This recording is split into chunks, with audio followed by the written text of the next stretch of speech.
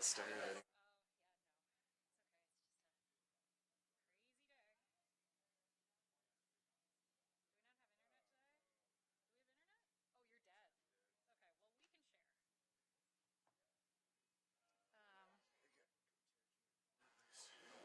And it's not. I am.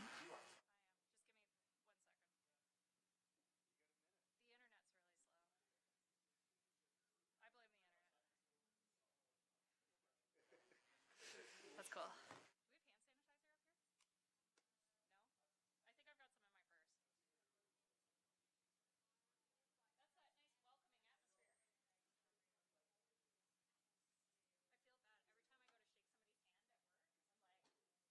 And then good to see ya. Right? I've had a couple people come into my office and they're like, "Oh, sorry, no offense, I'm just not shaking hands right now." I'm like, "Hey, fine by me." Fist bump or an elbow. That's the weirdest one I've gotten. Really? I'm a natural hugger too. I'm not feeling the love right now. This damn corona. I know. That is true. And SARS and my assistant's on a cruise right now. I'm hoping she comes back. We'll wait and see. Are you?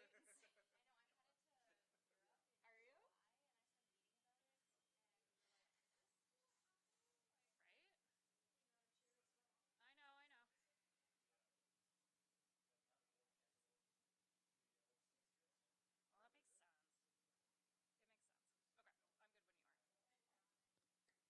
are.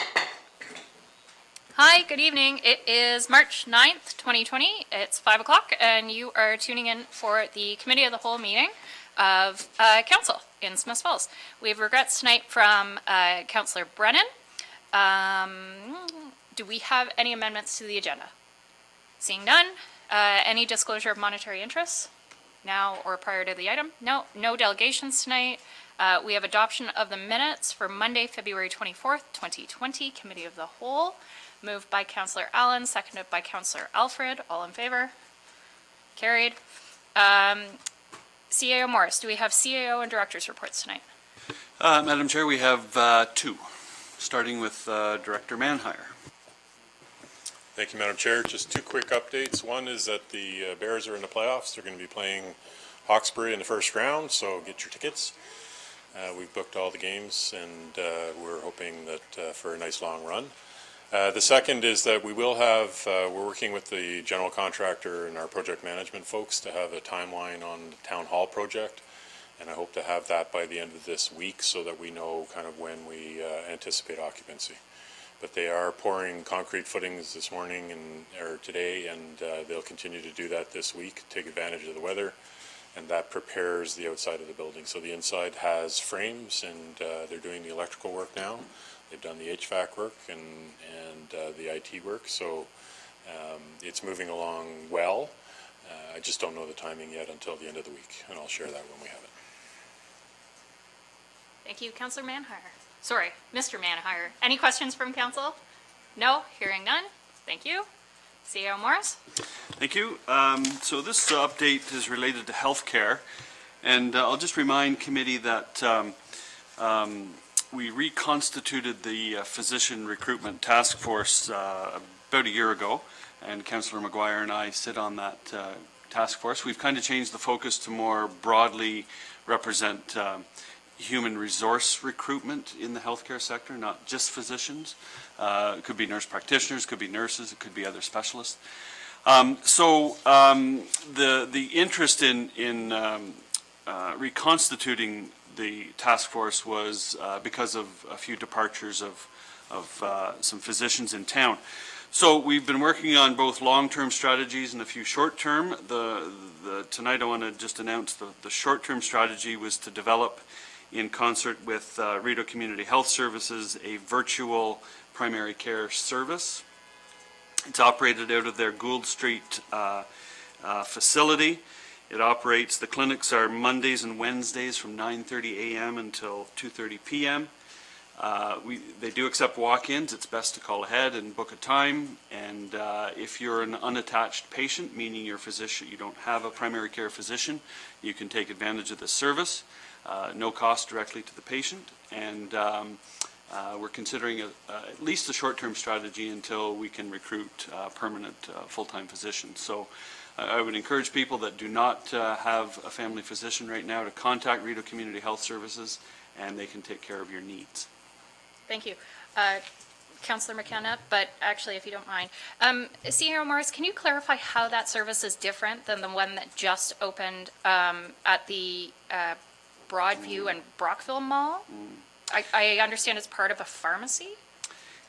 Yeah, great question. I have to say I'm not entirely familiar with that clinic, but my understanding is that it may be a fee-for-service basis as opposed to covered through OHIP. But I stand to be corrected on that. So I'm not entirely familiar with that service, but I know this one is done in concert with the province of Ontario and an organization called the Virtual Family Physician Network. So it's very much a legitimate service that we provide. Okay, thank you. Councillor McKenna had a question? Thank you. That's a good update, and I hope people take advantage of that and look at their website. Related, if I may, another new service is available to the residents of Smiths Falls, and indeed all Ontarians. It's seniors, low-income seniors in need of dental care. And it's a wonderful program. It's operated locally, and I would wonder if my colleagues would like to invite, it's a partnership with public health and the community health centers in the region, if they would like to have a delegation at some point to hear about it. I think the public seniors don't necessarily know about it, and this might be a way to, so if we're interested, we could invite them? For sure. It looks like there's consensus around the horseshoe, so perhaps Deputy Clerk Bennett can extend an invitation and get them in attendance Public whenever Health they're and Rideau available. Community Health Services, and I've got Rebecca Kavanaugh. Thank you. Anyone else? No? No further updates, CAO Morris? That's it. All right. With that, we'll move on to correspondence items, of which we have none, in which case we'll take a brief break and move in camera for a potential litigation item, and then we'll be right back. Do I need motion to go in camera? Councillor Allen, Councillor Alfred, all in favor? Thank you.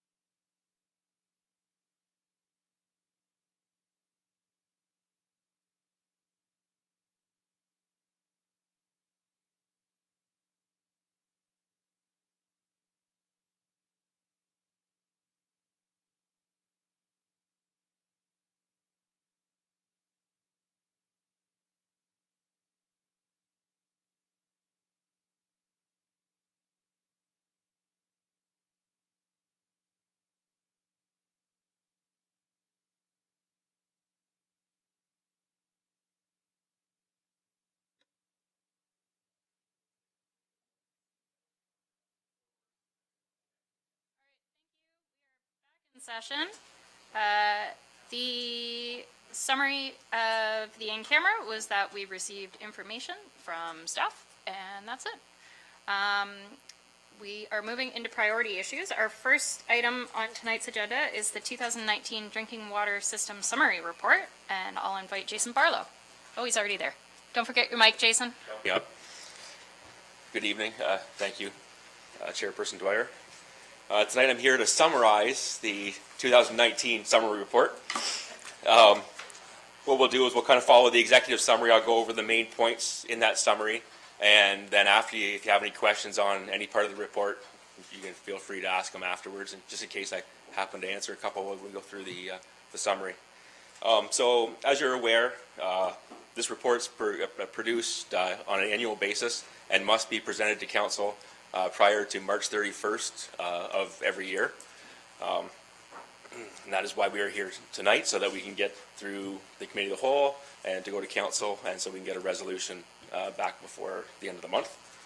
Some of the requirements for this summary report are that it must list the Safe Drinking Water Act and regulations. That's why in the report you have Appendix A, which has the Safe Drinking Water Act, OREG, the Ontario Drinking Water Act 170, 03. So it will give you all the information you need to know on what the requirements are for anyone in the water system to operate a treatment facility or distribution facility. And then there's also our systems approval. So that's our municipal license and permits that we require and that we operate the plant specifically by. So they're more geared just towards the treatment facility and the distribution facility in the town of Smith Falls. Next on the summary would be any orders from the MECP that the system failed to meet any of the regulations at any time during the period covered by the report. If you could turn to, where do I have it here? Page 4 of the annual report, which is Appendix D. And if you go to that area, we had one issue at the facility last year for compliance-related parameters, and it was on April 15th of 2019. There was a power surge or a power issue at the facility, and what happened is our chemical feed pump failed because of that surge.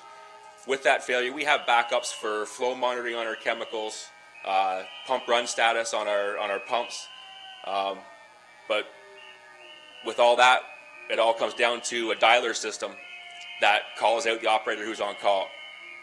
So what happened with the power surge is we also had an old UPS hooked up to the dialer system, so the system didn't call out the operator right away when the issue happened. So the plant continued to run without the coagulant chemical, and the operator wasn't able to respond for an hour and a half when they actually dialed in and found out that there was an issue at the facility. So what we've done is we've changed the UPS, of course, and we also implemented a policy that all batteries or UPSs are to be changed on a 2-year basis, so that we know that they're always in good condition and working condition. The plant never exceeded any of the parameters that are required, other than the chemical didn't flow for that hour and a half period. And in our license, it says that a coagulant chemical must flow to treat the water. So that's why we had to file the adverse water quality report, and that would also be why our inspection rating from the inspection that we received is a little bit lower than the previous year because of that incident.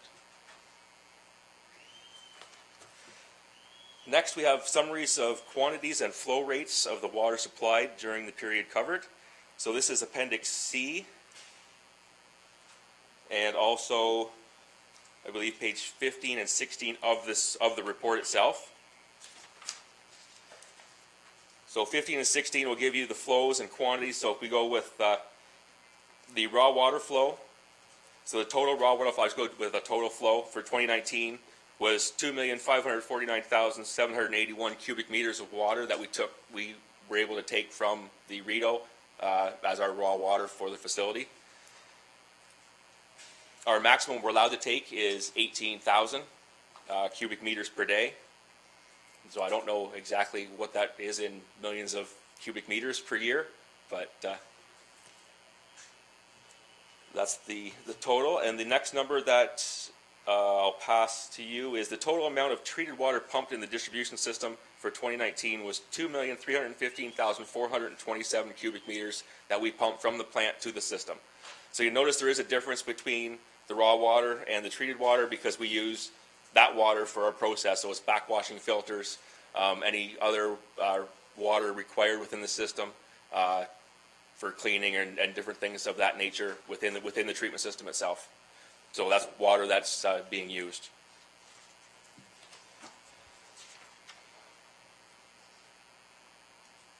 So and after the flows, the next section is any other additional data that may be useful for council. So what we've done this year is we've added, as you see, is page 19 and 20 of the report is the matrices, the parameters that were used in the service sustainability reviews. So we took them both for water treatment and water distribution. And with direction from the CIO, he wanted an avenue to be able to report these findings on a yearly basis so that we can be kept, you guys can be kept aware of what's going on in the system and how we're comparing year to year with the parameters that were used in those reviews. I can go through each one of them one by one, or if everyone's good with that, that's pretty much the report, and I'll take any questions. Jason, but okay. thank you. Council, do you have any questions? We'll start with Councillor McKenna and then Councillor Alfred. Thank you very much to you and your staff for putting this together again this year. I had two questions. One is, I read that there's 800 mains. Can you give me the definition of what a main is? I assume it's a main pipe, but are there different sizes and different purposes for them? There's different sizes. I believe the parameter you're looking for is the mains are areas from valve to valve, Okay, right? Because there's 62.2 kilometers yeah, of water mains within the town of Smith Falls. 800 could be the breakout of sizes and types of water mains. okay. And then off of those are the ones that go into residential or Yeah, commercial? the services themselves that come off the mains, yes. And so they're different size, different age? Yeah, we got from 1800s right up to present day. Okay, thank you. And my second question is about the incident you spoke of. And is there a layperson's way of telling me when council would be informed in real time of an incident? Because that is a low risk, low threshold. I don't expect to hear about those except in the annual report. Yeah. But what's the threshold that would trigger you to let the CAO or council? And that would be up to Director Dunlop and CIO Morris on Okay. where they feel the risk to elevate the incident to the next level of Mr. Okay. CAO Morris? Yeah. Thank you, Madam Chair. So the threshold for that type of information flow would typically be if we felt that there was a broader impact to the community. We would typically assemble the emergency control group and then inform council through the mayor at that time. But that would be a more widespread incident where the potential for impact to water quality was greater. But typically it would be associated with the meeting the criteria for an emergency, and that's when we would let council know. Thank you.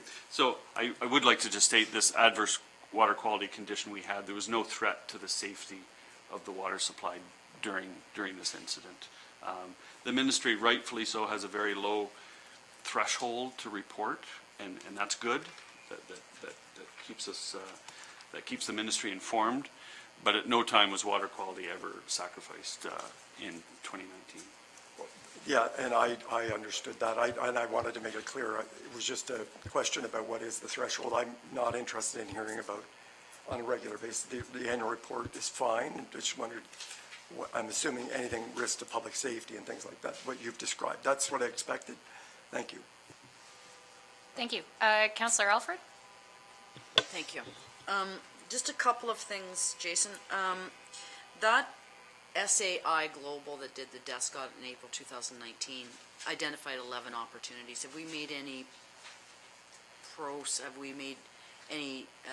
taken any steps to enact those opportunities. We're trying to enact as many as possible, and it just depends on where we are within the year and what ones we can accomplish based on whatever the work requirements are. But you're undertaking to That's research correct. how those could be We're always folded in. bettering and trying to make those improvements. Okay. One other thing I found interesting, I think it sounds good to me, but the number of complaints was only 11 for either discolored water, service link, low pressure, or a problem with the water meter. I think that sounds like outstandingly good. But can you frame that for me? 11. It would be, in my experience, low for an annual report, but Yeah. based on the results from the town, it's the same year over year. No, that's good. And I think I only had one other question. With regard in your very last, page 138, I think, at the end of that, are we making any progress in identifying the non-revenue water that's accounted for that we know is at 40%? We're working towards that right now. I've been in consultation or discussions with all the other departments within the town that utilize water. With the fire department, we now have a plan where they're going to be accountable and write down the water they use, so we know we keep a better track of the accounted for water. Right now, it was kind of a guesstimate year over year because no one was actually saying this is how much water that we utilize for fires. But now with the plan we have in place, we're going to be able to be accountable for that. So you're suggesting that some of the unaccounted for water could be accounted for, non-revenue? And it could be the opposite way as well. Okay, no, not that way, we don't want that. No, that's all, thanks, Jason. Yeah, but I can explain more because we're doing more than just with the fire, like with the fire department. We borrowed some correlation equipment from a neighboring municipality south of us, and we're able to pinpoint 5 or 6 areas in town that there is leaks. Main breaks, everyone thinks a main break, water comes up through the ground, you fix it, and you do whatever you need to do. We know based on the unaccounted for water that we have a lot of water that's leaking out of the pipes and is going somewhere else. So we were able to bring in some equipment, and right now they actually fixed a main break today on Marcia Drive. And so that's one leak out of the possible 6 or 7 others that we may have in the system that we are working towards finding to be able to bring those numbers down. If I can be permitted the third question, or observation, we don't have any idea then, as of yet, whether some of this unaccounted for water is going to go away once Beckwith Street plumbing is all completed. There could be some, like, we don't know 100%, but we do know that there is a possible leak on the old water mains where they are working now. They do have some infiltration of water from inside their work zone, so we can't go inside that work zone to do any repairs at the moment. But they did report to us that there was some water leaking in there, possibly from one of the water mains. So there is a potential for some savings that way as well. Thank you. Thank you, Councillor Alfred. Mayor Pankow? Thanks, Jason. It's a topic of, or subject of water rates is always pretty sensitive around here, and we're always trying to manage the rates along with the need to try and make sure it's affordable, but try and cover the cost. And just noticing the cost of treated water up, from 56 cents a cubic meter to 63 unaudited between 18 and 19. But it's about a 12% increase. And the concern would be if that trend continues, are we looking at potential? We're hoping through the chemical change that we initiated last year that we can actually bring that number back down to where it was before. A lot of that unaudited increase is our chemical costs, because our chemical costs were $60,000 to $75,000 over budget in the 2019 budget. So you're encouraged that we will be able to see some relief there. We're going to work our hardest to bring it back down. Okay, thank you. Thank you. Anyone else? Hearing none. Thank you, Jason. Thank you. All right, moving on. We are going to receive our statement of remuneration and expenses report from Deputy Clerk Bennett. Good evening. Like Jason, this report needs to be presented and received by council by March 31st. So tonight I am presenting you with the 2019 Statement of Remuneration and Expenses. And this report details the summary of expenses and remuneration to council and committee and board members for the year 2019. As you'll note, many of the items in the report are for registration, travel costs to attend training workshops and conferences, which council members attend on behalf of the municipality, as do members of boards and committees.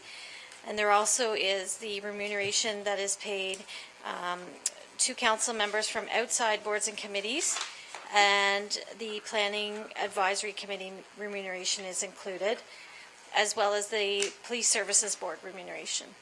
So if council members have any questions, I can answer them. Councillor Alfred. Just one, Nadine, because I noticed on the planning advisory that both Councillor Brennan and I sit on that, but are not, do not get the honorarium that the other volunteers do. So Correct. I just wanted, it's not noted on your. Oh, okay. Yeah, you're correct. The council members do not get paid for that. However, the members of the board do. Yes, that was it. Thank you. Anyone else? Okay. Yeah. Just one comment, and I hope I didn't miss you saying it, that the expenses, for the most part for council, is strictly related to our attendance at conferences. Did you say that? Yeah, I did. But that's okay. That's what you get for doing two things at once. Thank you. No problem. So if council's supportive, we'll bring forward a resolution at the next meeting of council, and this is posted to the website if anyone wishes to see it. Thank you, Nadine. Moving on, Councillor Alfred, you have priority item C, respecting International Women's Day. Thank you, Madam Chair.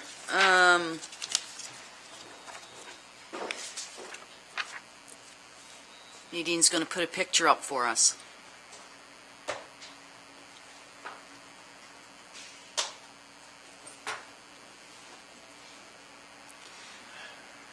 Ladies and gentlemen, around the table and watching at home, this is Margaret Frances Graham. Now, my colleague, Councillor McKenna, brought Margaret to my attention, and when we checked the list in the clerk's office, she was only listed as MF Graham. And so I imagine that's how her story of being the first woman on council was lost. Since that time, since Councillor McKenna and I discovered her, Councillor Allen has said that she had heard of her too, but no one seemed to know much about Mrs. Graham. So I just want to take, because yesterday was International Women's Day, I want to take a moment, couple moments, to set the stage for you about Margaret Frances Graham. So in 1955, World War II had only ended in September of 1945. Smiths Falls Council was considering whether there needed to be inspections on the TV aerials by the town's building inspectors. Council was also requesting that South Elmsley join the Smiths Falls High School District rather than join with Elgin. Frost and Wood was shutting down after 116 years in Smiths Falls, and an appropriation of $66,000 was set aside by Council for street construction and maintenance, which sounds lovely to us today. Council was approving an application for Rideau Broadcasting to establish a radio station. The townspeople were being invited by the Rotary Club to see a color film on the Ottawa River. The fund to construct an extension to the second floor of St. Francis General Hospital received a grant of $10,000 from Town Council. And the Lions Club had a guest speaker relating that technical progress had made Canada the third telephone company in the world, and Canadians now held more telephone conversations per capita than any other country. Women had had the right to vote in all Canadian provinces since 1922. So in the mid-50s, they had only had that right for a little more than 30 years. And in that time, it was considered more socially respectable for married women in Smiths Falls to remain at home raising their children. This was the Smiths Falls that Margaret Graham knew. She was the first woman elected to Town Council and served for multiple terms from 1951 to 1957. In 1955, Margaret was the finance chair for the Smiths Falls Council. She'd served for several years on the Board of Education, was an active member of the Auxiliary of St. John's Anglican Church. She was the recording secretary for the local Council of Women, a member of the Library Board, the president of the Smiths Falls Business and Professional Women's Club, and a member of the IODE, which means the Imperial Order of the Daughters of the Empire, which was a women's charitable organization formed after the Boer War to promote Britain and British institutions through education. Margaret appears to have been somewhat feisty too. As a councillor, she advocated for the addition of fluoridation of our water. When an extension of water and sewer lines was requested by a few people on those streets, Alfred and Burke namely, she objected, explaining that it was not fair for all of the residents of those streets to foot the bill for what the few were requesting. Impressively also, one particularly contentious issue for council of the day, they denied an application for the Jehovah's Witness to use the Town Hall auditorium for 2 lectures. The first vote was 7-2 against, with Margaret and one of her colleagues voting to allow it. But she must have gone to work on some of the rest, because the second vote came back 5-4, but the motion was still defeated. Councillor Graham declared afterwards that it is a crime that any group should be discriminated against, and that council's decision was scandalous.